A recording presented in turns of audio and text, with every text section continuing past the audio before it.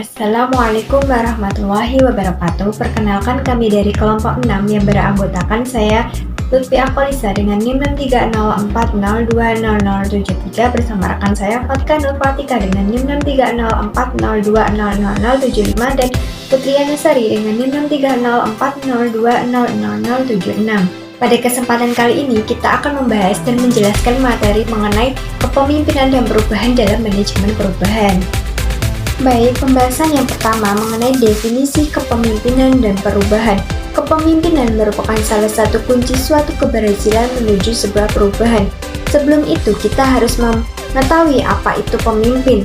Nah, menurut Robert Dastur, pemimpin merupakan orang yang diharapkan mempunyai kemampuan untuk mempengaruhi, memberi petunjuk, dan mampu menentukan individu guna mencapai tujuan organisasi. Nah, jadi kepemimpinan itu adalah sebuah bidang kepenelitian dan keterampilan praktis yang mencakup kemampuan individu atau organisasi untuk memimpin atau mengarahkan baik itu individu, tim, maupun seluruh organisasi lainnya.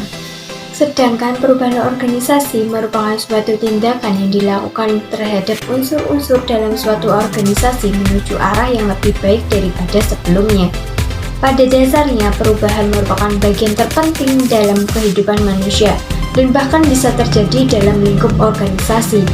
Sehingga perubahan organisasi juga merupakan tindakan beralihnya suatu organisasi dari kondisi saat ini menuju kondisi masa yang akan datang yang diinginkan guna meningkatkan efektivitas dan efisien organisasi. Selanjutnya mengenai konsep kepemimpinan perubahan. Menurut Richard L. Duff mengemukakan bahwa konsep kepemimpinan itu dalam satu definisi saja, yaitu kepemimpinan merupakan suatu pengaruh hubungan antara pimpinan dan pengikut atau followers yang bermaksud pada perubahan dan hasil nyata yang mencerminkan tujuan bersama. Hal ini terdapat 7 unsur yang esensial dalam kepemimpinan. Yang pertama, pemimpin atau leader. Yang kedua, pengaruh atau influence. Yang ketiga, pengikut atau followers. Yang keempat, maksud atau intention. Yang kelima, tujuan bersama shared purpose. Yang keenam, perubahan atau change. Yang ketujuh, tanggung jawab pribadi atau personal responsibility. Jadi, konsep kepemimpinan perubahan itu merupakan adanya kegiatan atau suatu aktivitas yang mempengaruhi dan menggerakkan orang lain untuk bekerja sama dalam rangka mencapai tujuan bersama, apakah tujuan itu berupa perubahan organisasi dan sebagainya. Menurut Leonardi menyatakan bahwa perubahan organisasi adalah tindakan beralihnya suatu organisasi dari kondisi yang berlaku saat ini menuju kondisi masa yang akan datang menurut yang diinginkan untuk meningkatkan suatu keefektivitasnya. Kemudian, perubahan yang mendasar pada organisasi antara lain yang pertama, perubahan teknologi. Yang kedua, perubahan struktur. Yang ketiga, setting fisik. Perubahan organisasi yang utama adalah memanfaatkan teknologi informasi yang secara otomatis akan mengubah suatu struktur dan penataan fisik serta individu atau people dalam organisasi. Akan tetapi perlu diingat bahwa tidak semua perubahan yang terjadi akan mengakibatkan kondisi yang lebih baik.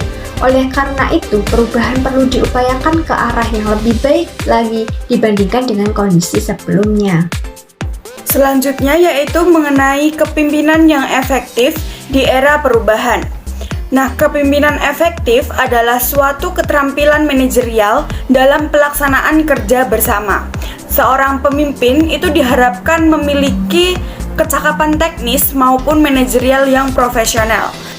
Kepemimpinan dan penyesuaian terhadap perubahan itu merupakan tantangan terbesar yang dihadapi pemimpin saat ini. Maka dari itu, pemimpin harus menggunakan gaya kepemimpinan yang paling efektif dalam mempengaruhi persepsi bawahan mengenai tujuan yang ingin dicapai dan cara untuk mencapainya. Kepemimpinan yang efektif akan mendorong bawahan untuk mengubah segala upaya menjadi kinerja. Nah, selanjutnya yaitu mengenai implementasi kepemimpinan dalam manajemen perubahan. Nah, jadi kepemimpinan dalam perubahan organisasi itu dapat diukur dari fungsi-fungsi manajemen yang dilakukan oleh administrator. Berikut ini implementasinya. Yang pertama ada merubah rencana. Nah, para pemimpin pada dasarnya sebagai aktor perubahan sosial, mereka menjalankan kepemimpinan dan mempengaruhi keputusan apakah perubahan diperlukan. Kemudian pemimpin membuat suatu program dalam memikirkan strategi perubahan. Yang kedua, ada melakukan perubahan organisasi dalam pelaksanaannya. Nah, jadi adanya perubahan organisasi yang direncanakan dan dilaksanakan memerlukan kepemimpinan yang kuat untuk mempengaruhi, mengarahkan, dan menggerakkan anggota organisasi untuk mencapai perubahan tersebut. Yang ketiga, ada mobilisasi sumber daya yang ada dalam organisasi. Untuk melakukan perubahan dan transformasi, pemimpin transformasi diharapkan dapat menciptakan rasa urgensi dan memotivasi mereka untuk berubah atau mendorong beberapa pengikut untuk bertindak sebagai agen transformasi dan membentuk koalisi untuk mendukung transformasi. Selanjutnya yaitu mengenai pemimpin perubahan organisasi yang cerdik. Nah, jadi pemimpin yang cerdik dan ahli itu adalah pemimpin yang dapat merespon kondisi lingkungan organisasi serta mampu melakukan perubahan dan perbaikan secara terus-menerus sesuai dengan tuntutan organisasi.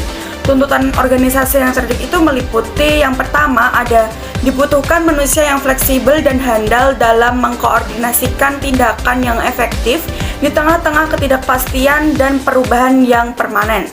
Yang kedua ada menghargai kreativitas dan fleksibilitas. Yang ketiga ada menekankan kerja sama tim di atas individualisme. Yang keempat ada berfokus pada pelanggan dan bukan keuntungan jangka pendek. Yang kelima, mampu mengincar pasar global bukan hanya pasar domestik. Yang keenam, mampu menciptakan produk dan pelayanan yang total baru dengan cepat. Yang ketujuh, mengasimilasi pengalaman lapangan dan inovasi teknologi terus-menerus meningkatkan produk dan layanan. Yang kedelapan, memproduksi untuk memesan.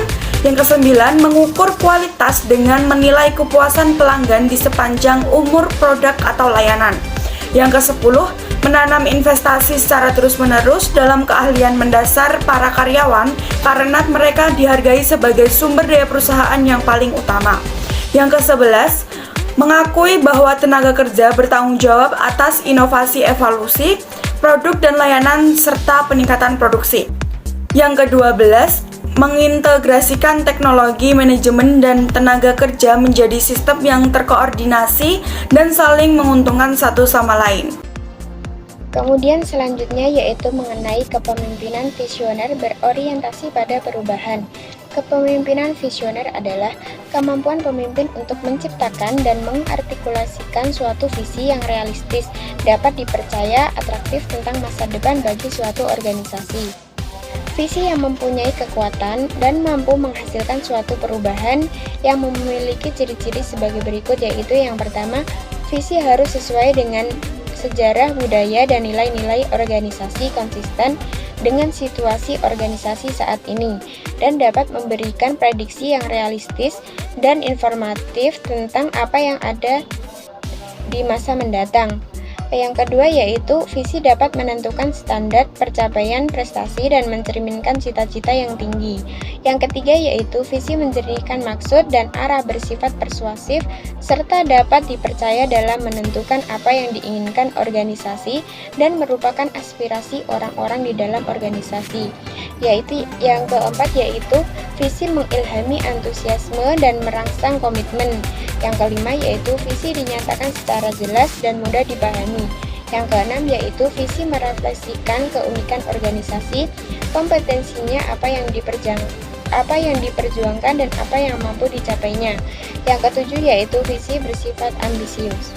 Kemudian selanjutnya yaitu teori penelitian tentang kepemimpinan. Menurut Terry, dalam Rodin 1996 mengemukakan beberapa teori kepemimpinan sebagai berikut, yaitu teori otokratis kepemimpinan. Menurut teori ini didasarkan atas perintah-perintah pemaksaan dan tindakan yang agak arbiter dalam hubungan antara pemimpin dengan pihak bawahan. Kemudian teori psikologis. Dalam pendekatan ini menyatakan bahwa fungsi seorang pemimpin adalah mengembangkan sistem motivasi. Selanjutnya teori sosiologi. Pihak lain menganggap bahwa kepemimpinan terdiri atas usaha-usaha yang melancarkan aktivitas para pemimpin yang dapat berusaha untuk menyelesaikan setiap konflik organisasi. Selanjutnya teori suportif. di mana pihak pemimpin beranggapan bahwa para pengikutnya ingin berusaha sebaik-baiknya dan bahwa ia dapat memimpin dengan baik. Kemudian, teori laissez-faire menyatakan seorang pemimpin memberikan kebebasan seluas-luasnya kepada para pengikutnya dalam hal penentuan aktivitas. Kemudian, teori kelakuan pribadi. Teori ini menyatakan bahwa seorang pemimpin tidak berkelakuan sama ataupun melakukan tindakan-tindakan identik dalam setiap situasi yang dihadapi olehnya. Selanjutnya, teori sifat. Teori sifat ini menyatakan bahwa pemimpin yang dipergunakan untuk menerangkan dan meramalkan kesuksesan dalam bidang pemimpin. Selanjutnya, teori situasi. Teori ini menyatakan bahwa harus terdapat cukup banyak fleksibilitas dalam kepemimpinan untuk menyesuaikan diri dengan berbagai macam situasi. Kemudian selanjutnya yaitu mengenai kriteria pemimpin masa depan yang berhasil dalam melakukan pembaharuan. Menurut Robert Hiller, kriteria dalam manajemen baru bahwa pemimpin masa depan yang mampu melakukan perubahan diantaranya yaitu menanam investasi untuk menenangkan posisi sebagai pemimpin dalam teknologi, proses, dan produk. Yang kedua, memberikan kekuatan yang efektif para pemimpin dengan disertai tanggung jawab yang jelas. Yang ketiga, melatih dan mendidik semua orang dari pemegang posisi puncak sampai yang paling rendah pada setiap waktu. Yang keempat, memimpin manajemen kolektif untuk berkolaborasi, bekerja sama, dan berkonsultasi. Kemudian yang kelima yaitu menciptakan superstruktur sukses dengan memberikan peranan yang benar pada orang yang benar. Yang keenam, menguasai dan mengembangkan teknik-teknik baru dalam manajemen keras dan manajemen lunak. Menghubungkan tanggung jawab, status, dan penghargaan untuk meraih prestasi. Selanjutnya, menemukan cara untuk mewujudkan yang tidak mungkin. Juga menghubungkan berbagai kekuatan secara sistematis untuk memenangkan sukses yang patut dicontoh. Yang terakhir yaitu sepenuhnya memanfaatkan informasi yang paling menjanjikan untuk mewujudkan strategi yang baik dan paling ambisius. Demikian presentasi dari kami, kurang lebihnya mohon maaf. Wassalamualaikum warahmatullahi wabarakatuh.